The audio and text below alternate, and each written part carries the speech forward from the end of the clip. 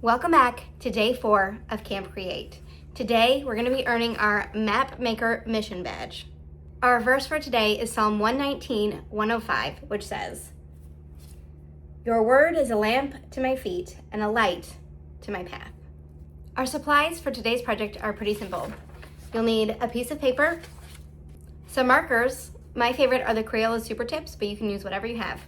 You could also use crayons, colored pencils, really anything will work. You might want a pencil, and of course, your badge for today, as well as your poster to put it on.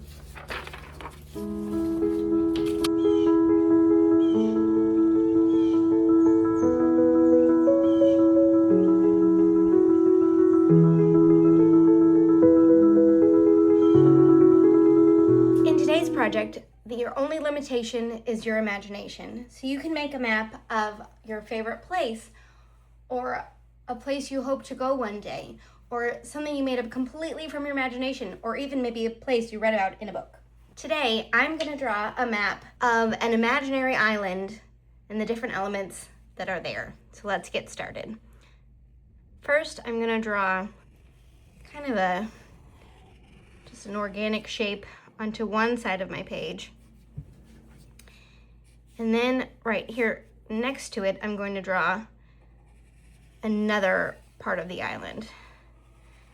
So I imagine this being, it's one island together, but it's broken up by some water in the middle. So this island, this part of the island, is going to have kind of this, I guess this would be like a grassy area that surrounds the outside.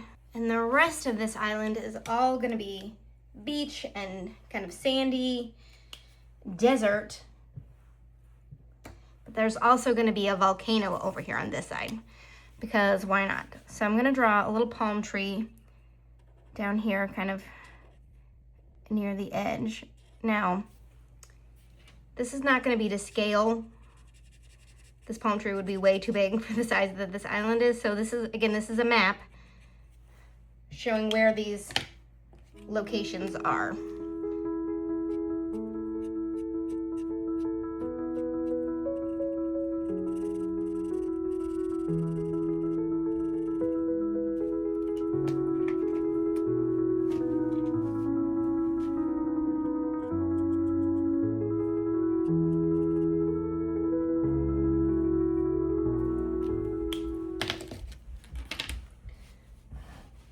Like I said, this whole part of the island is all sandy beach. So before I draw in the background, I'm going to draw the rest of the elements that I want on my page,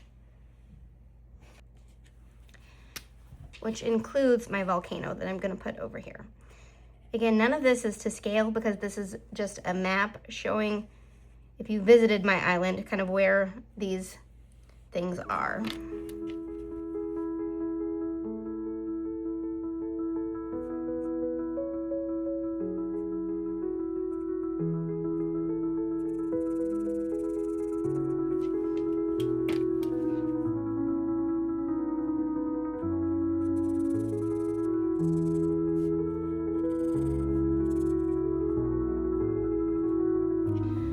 The last thing I want to add on this side of my island is a little village.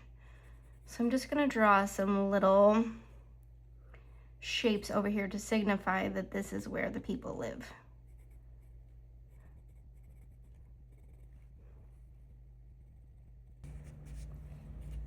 Now I can take my marker and fill in the background.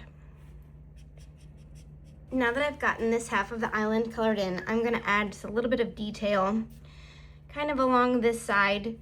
Just add these little dots to maybe signify that this is like a beach, more of a beachy area, and this is more of dirt. I don't know. It's your project, so you get to make it up as you go. So I'm going to add my little beach dots, and then I'll move on to the other side. On this part of my island, I know that I want a lake over here and maybe a mountain range on this side. So let's start with the little lake. So I'm gonna draw just a half circle kind of on this side over here. And I'm gonna put something inside my lake in just a minute, so we'll come back to that. But over here, I'm going to add my mountain range. So these are just gonna be super simplified little triangle shapes.